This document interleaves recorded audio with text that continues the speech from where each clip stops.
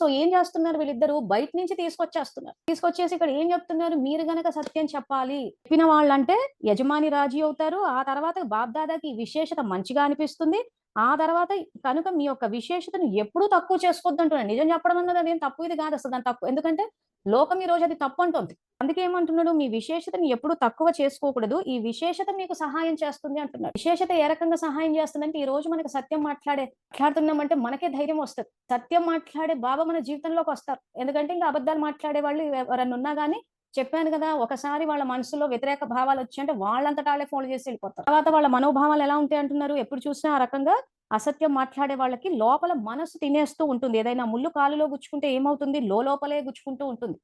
So, అలాంటి వాళ్ళ మొహాల్లో ఎప్పుడు సంతోషం ఉండదు. ఎప్పుడు చూసినా సమస్య వస్తుంది. సో, అప్పుడు ఏం చేస్తారు? మంచి అవకాశాలు, సేవ చేసే అవకాశాలు, సహయోగం ఇచ్చేవాళ్ళు, సేవా ఫలము, ఇవన్నీ వస్తే అన్ని చెడగొట్టుకొని కూర్చుంటారు.